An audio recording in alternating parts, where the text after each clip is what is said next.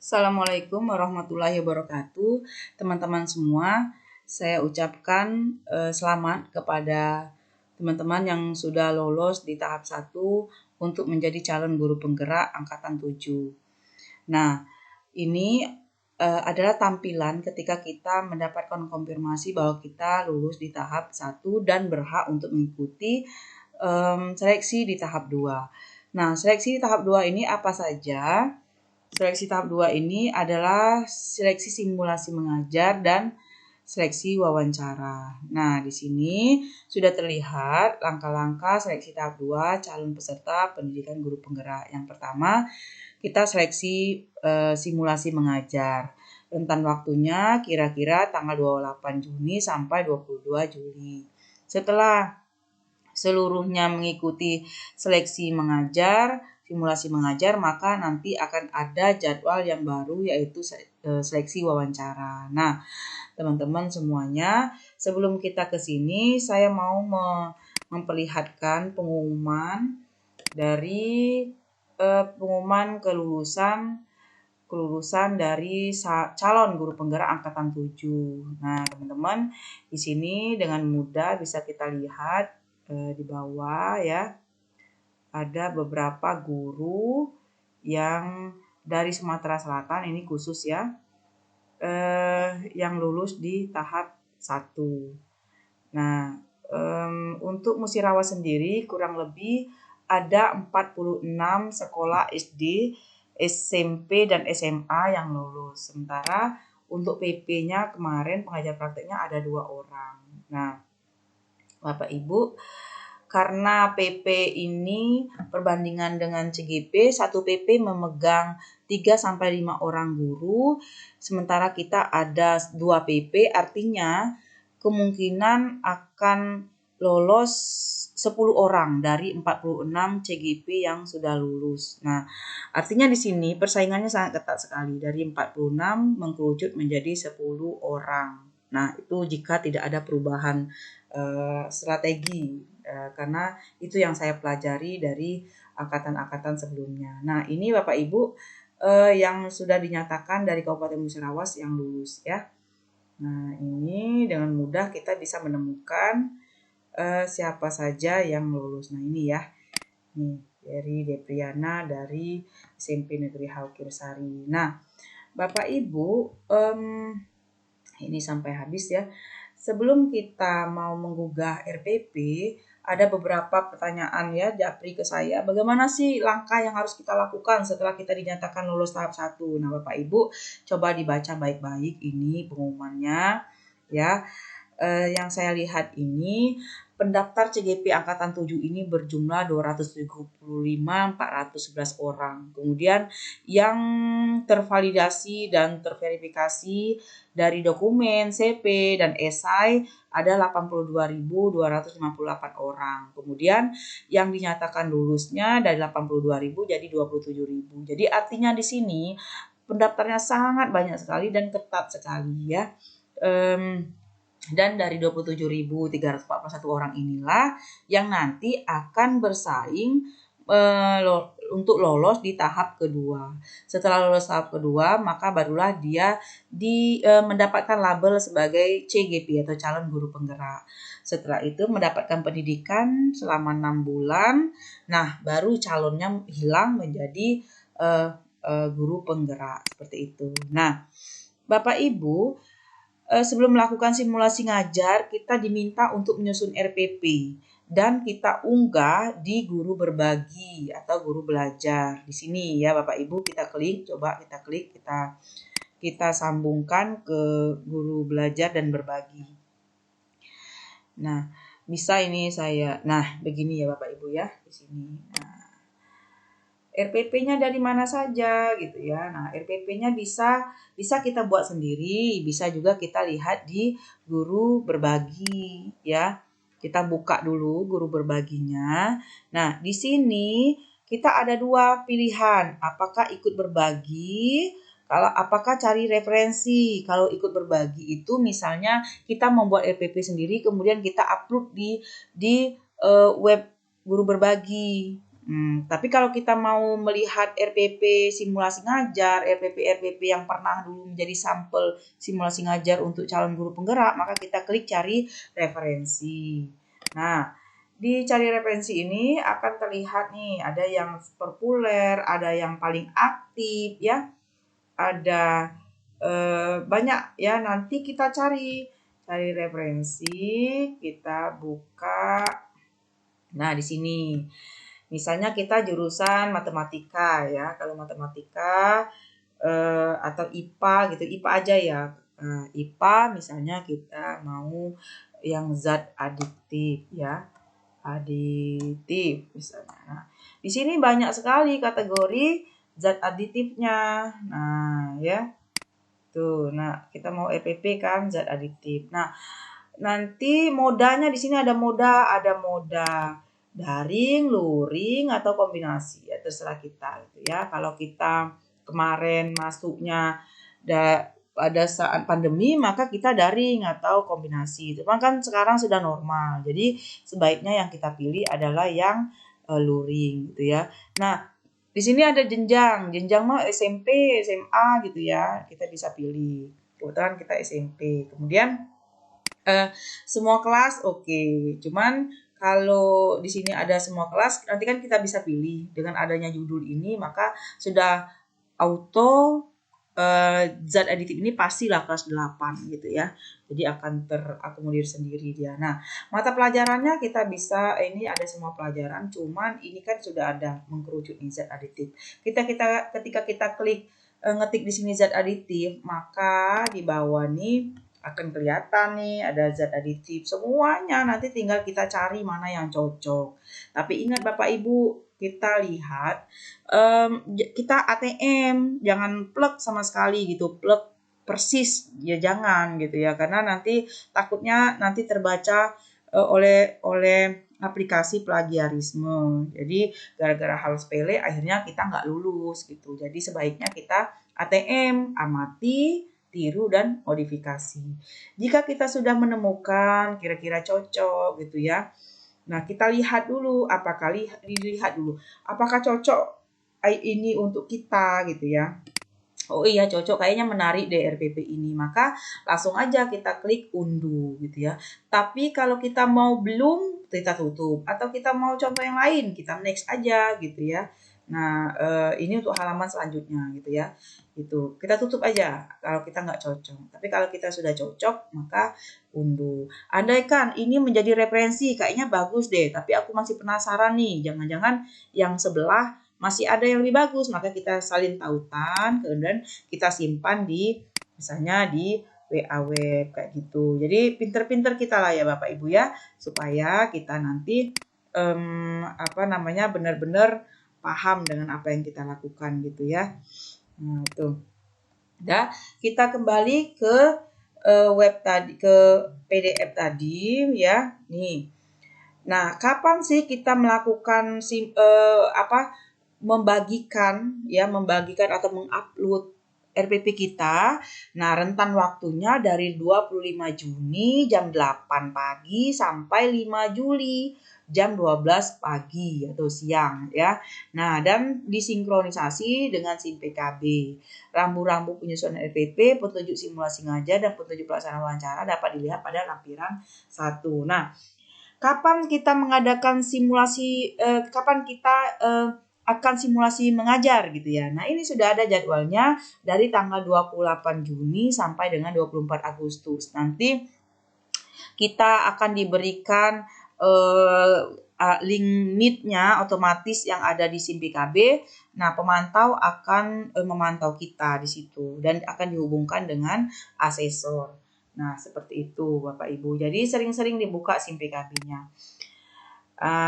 Ingat Bapak Ibu, jangan sampai ngupload RPP-nya lewat dari tanggal 5 Juli jam 12. Kemudian perhatikan juga, dicatat nanti kalau kita sudah klik jadwal, kita dari rentan tanggal 28 Juni sampai 24 Agustus itu kita termasuk tanggal berapa. Bisa jadi kita yang tanggal 28 Juninya atau tanggal 29 Juninya kayak gitu. Jadi memang harus siap kita ya, supaya kita tidak lupa. Selanjutnya kita kita akan melihat ke bawahnya ada lagi beberapa syarat yang harus kita pahami gitu ya. Beberapa peraturan yang harus kita pahami. Nih, petunjuk umum seleksi mengajar. Sebenarnya sini sudah ada petunjuknya ya. Pelaksanaan seleksi simulasi mengajarnya akan dilakukan secara daring atau online dengan aplikasi Google Meet dan tanpa dihadiri oleh murid. Peserta harus memiliki akun Google dan menggunakan browser atau Chrome. Nah, Bapak Ibu pastikan Bapak Ibu sudah sinkronisasi antara SIM PKB-nya dengan akun Belajar ID ya. Itu udah harus itu ya. Nggak boleh lagi tidak ada kecuali lagi gitu, wajib. Kemudian seleksi simulasi mengajar akan dinilai oleh 2 asesor Bapak Ibu ya. Ada 2 asesor yang akan melihat kita melalui Google Meet gitu ya. Peserta seleksi menyiapkan diri dengan baik untuk melakukan simulasi mengajar. Kandidat diharapkan hadir 5 menit sebelum waktu pelaksanaan seleksi simulasi mengajar yang akan diinformasikan melalui aplikasi SIM PKB. Peserta menyiapkan hal berikut untuk mengikuti seleksi mengajar hal berikut. Nah, pertama, ruangannya harus kondusif, memiliki pencahayaan yang baik dan tersedia akses listrik dan internet. Wajib itu ya, karena ketika listrik mati, maka biasanya internetnya juga mati. Jadi usahakan mencari tempat yang memang jarang mati listriknya atau tempatnya yang akses internetnya bagus gitu ya. Asesor berhak menghentikan seleksi jika dilakukan di lokasi yang tidak cocok seperti di dalam angkutan umum atau tempat umum yang terlalu berisik gitu ya. Alat dan bahan yang diperlukan untuk simulasi mengajar itu contohnya RPP, papan tulis kecil, kertas putih besar gitu ya, alat peraga, spidol dan lain-lain. Nah, hal-hal yang perlu kita siapkan tadi yang kita butuhkan di dalam RPP ya, disiapkan Bapak Ibu. Jangan sampai ketika kita mau ngajar ada yang kekurangan. Kemudian jaringan internet yang baik dan cadangan sambungan internet. Usahakan ada 2 sambungan internet. Misalnya ada satu HP itu ada 2 kartu. Nah, kartunya satu yang Telkomsel, yang satunya misalnya yang agak lancar XL misalnya kayak gitu ya. Jadi ketika Telkomselnya mati, XL-nya juga tetap nyala gitu ya. Nah, ada cadangan. Atau WiFi-nya ketika mati lampu kan WiFi mati tuh. Jadi harus menyediakan HP yang tersedia internetnya juga gitu. Jadi kalau WiFi-nya mati, HP bisa jalan. Nah, komputer, laptop, perangkat elektronik dengan kamera video dan speaker atau mikrofon yang baik. Jadi pastikan suara kita terdengar, gambar kita terlihat dengan baik gitu. Kemudian meletakkan komputer, laptop, perangkat elektronik yang mampu menampilkan gambar kandidat secara penuh seluruh badan dalam melaksanakan simulasi dan menangkap suara dengan baik. Nah, itu. Jadi usahakanlah men-setting video kita, badan kita tuh terlihat semua, termasuk gambar badan kita, papan tulisnya gitu ya. Jadi terlihat dalam ruangan itu gitu.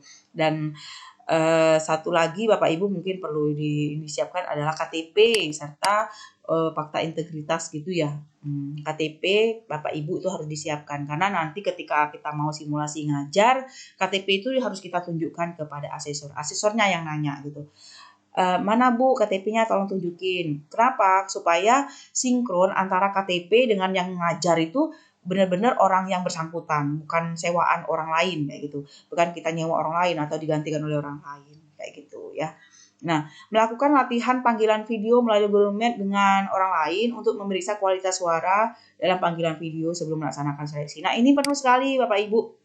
Teman-teman ya, ketika kita mau seleksi ngajar, pastikan ada 2 laptop yang kita pasangkan. Kemudian salah satu laptop itu untuk mendengar atau salah satu HP atau laptop di ruangan sebelah teman kita yang dengar. Gimana nih, bagus nggak suara saya? Gimana nih gitu ya. Jadi latihan-latihan seperti itu. Jadi supaya nanti ketika kita simulasi ngajar tuh nggak ada kendala dengan suara kita kayak gitu ya. Nah, calon peserta diharapkan berdiri melakukan simulasi gitu ya. Saat melakukan simulasi berdiri dengan baik gitu ya, berdiri gitu ya. Nah, inilah kurang lebih tampilannya Bapak Ibu ya. Dipahami betul kurang lebih seperti ini. Nah, gitu. Nah, ada beberapa topik ya yang harus kita pilih karena materi IPA itu kan banyak sekali ya Bapak Ibu ya. Tapi ada beberapa materi yang memang yang boleh kita ajarkan gitu, tidak sembarang kita ngambil materi. Nah, materinya apa saja? Kita bisa lihat di sini, topiknya bisa di sini. Di sini ya. Nah, kita klik di sini, ada topik seleksi mengajar. Ini semua mapel ada di sini, Bapak Ibu. Nah, kita cari mana dong yang materi kita kayak gitu ya. Nah, materi kita cari, tarik ke bawah sini. Misalnya ada kita IPA misalnya kan, ada TK di sini, ada SD, kelas 1 sampai kelas 6 ada semua. Nah, SMP-nya ada PPKN, semua mapel ada di sini semua, sudah tersedia ya. IPS, nah IPA. Nah, IPA itu Bapak Ibu ada kelas 7, 8, 9. Nah, topiknya ada campuran zat tunggal, ada energi, ada perubahan iklim, usaha dan pesawat sederhana, zat aditif, kemudian getaran gelombang, sifat-sifat cahaya, pewarisan sifat gitu ya. Kemudian ada energi, rangkaian dan upaya penghematannya serta teknologi ramah lingkungan. Nah, dari beberapa materi kelas 7, 8, 9 ini mana yang kita merasa lebih nyaman ngajarnya, yang ngerasa kita lebih menguasai atau kita lebih ngerasa ya enak aja ngajarnya. Jadi tidak akan dipilih itu. RPP-nya pun kita mencari ke guru berbagi, kita mencari referensi sesuai dengan minat yang kita mau ajarkan tadi gitu ya. Nah, Bapak Ibu, topik mengajar untuk guru mata pelajaran bahasa daerah, TIK dan agama bisa dipilih berdasarkan kurikulum yang dipergunakan di masing-masing sekolah atau jenjang. Jadi boleh kalau kita kan TIK kan kita nggak ada tuh tadi materi di dalam daftar tadi nggak ada TIK, nggak ada agama, nggak ada bahasa agama Hindu kayak gitu atau bahasa daerah nggak ada, kan daerah masing-masing. Jadi Kemdikbud tidak menyediakan itu. Jadi kita bisa juga memilih sesuai dengan kurikulum kita. Ya, kurikulum kita di sekolah kayak gitu. Jadi khusus untuk 3 ini boleh ngambil temanya yang lain. Guru mata pelajaran bahasa asing atau bahasa daerah wajib menggunakan bahasa Indonesia dalam memberikan instruksi pembelajaran. 80% bahasa Indonesia, 20% bahasa asing atau daerah. Jadi ya itu tadi nanti kita ngajar bahasa Musirawas terus itu nggak ngerti gitu ya, mereka nggak ngerti, atau bahasa asing gitu ya, kan tidak semua asesor ngerti bahasa asing. Jadi usahakan menggunakan 80% bahasa Indonesia, 20%-nya baru bahasa asing atau bahasa daerahnya. Kemudian yang keempat, siapkan rencana pembelajarannya, RPP-nya ya, satu topik dan sampaikan pada durasi 10 menit, di mana 10 menit itu sudah termasuk pembukaan, inti, dan penutup gitu ya. Nah, ngambilnya di mana ini kalau kita mau lihat contohnya tuh. Ini linknya sudah tersedia di Guru Berbagi. Nguploadnya juga di mana? Di Guru Berbagi juga, Bapak Ibu ya. Nguploadnya juga di Guru Berbagi, nanti akan terkoneksi dengan SIM PKB. Kita nguploadnya di SIM PKB. Nanti akan otomatis terkoneksi dengan Guru Berbagi. Artinya kita tuh tercatat di situ pernah berbagi RPP gitu ya. Nah, RPP yang diunggah mengacu pada panduan yang terdapat dalam surat edaran Permendikbud nomor 14 ya tahun 2019.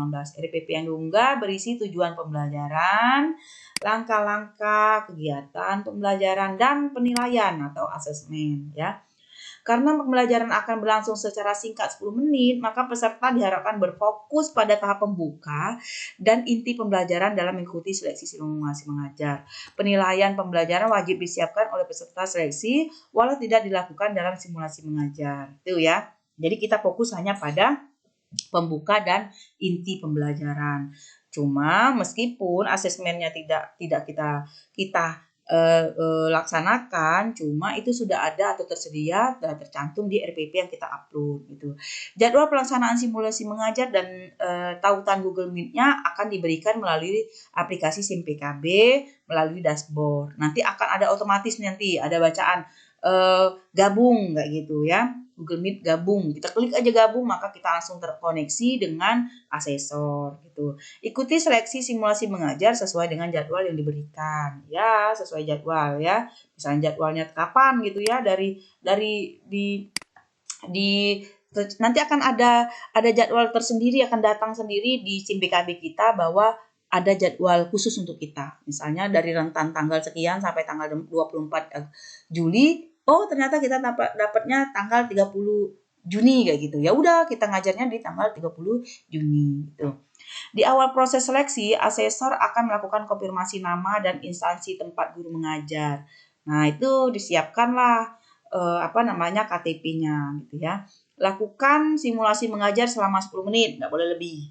Lakukan simulasi mengajar seolah-olah pembelajaran dilakukan secara tatap muka dengan menganggap terdapat murid-murid yang mengikuti proses pembelajaran di kelas tersebut. Jadi, andaikan Bapak Ibu mengajarnya di dalam kamar, di dalam ruangan gitu ya, itu nggak mesti harus ada siswa, nggak boleh juga ada siswa. Tapi kita mengajarnya seolah-olah siswa itu ada di depan kita. Saya rasa Bapak Ibu paham dengan ini ya. Simulasi mengajar dilaksanakan bukan sebagai metode pengajaran daring, sehingga kandidat tidak bisa melakukan share screen untuk memberikan materi pelajaran. Ya, kita mengajarnya ada siswanya, jadi kita nggak usah kan. Biasanya kalau kita ngajar daring, share screen ya di Google Meet atau di Zoom itu ya. Nah, itu tidak boleh share screen kayak gitu karena kita bukan pembelajaran daring. Jadi kita mengajarnya tuh tatap muka seakan-akan siswa itu ada di hadapan kita kayak gitu. Pada akhir sesi simulasi mengajar akan ada sesi tanya jawab oleh asesor ya selama maksimal 6 menit. Nah, peserta akan menjawab beberapa pertanyaan yang akan diajukan oleh tim asesor. Nah, itu Bapak Ibu nanti setelah kita ngajar ada beberapa pertanyaan yang akan diajukan oleh asesor terhadap kita. Kurang lebih ada 6 pertanyaan kayak gitu. Simulasi mengajar akan dihentikan oleh tim seleksi atau asesor jika sudah melewati waktu simulasi. Jadi memang benar-benar 10 menit deh. Kalau sudah waktunya lewat 10 menit, 0 detik aja udah stop. Meskipun ada hal yang perlu kita sampaikan. Jadi memang benar-benar harus pas waktunya gitu. Kalau nggak mau dihentikan secara tiba-tiba oleh asesor gitu ya. Nah, Bapak Ibu, jika terjadi kendala teknis dalam pelaksanaan simulasi mengajar, silakan laporkan kepada tim pemantau melalui email. Nah, setelah itu kalau kita sudah ada RPP-nya ya, itu sudah dipahami, kemudian kita RPP-nya juga sudah kita modif, kita ATM, maka kita langsung kita unggah di sini. Diklik dibuat RPP kayak gitu ya Bapak Ibu, dibuat RPP. Kemudian dibuat RPP ini nanti kita akan ada tempat untuk kita khusus mengupload RPP kita kayak gitu. Seperti di awal yang pernah saya katakan bahwa unggah RPP untuk kita unggah RPP, kemudian jika kita pernah berbagi juga di berbagi, maka kita langsung klik aja nanti akan otomatis terkoneksi. Kalau kita pernah unggah RPP yang 10 menit di guru berbagi. Jika tidak, maka tidak terbaca seperti itu ya. Nah, teman-teman semuanya, Bapak Ibu semuanya, saya rasa itu saja yang perlu saya sampaikan.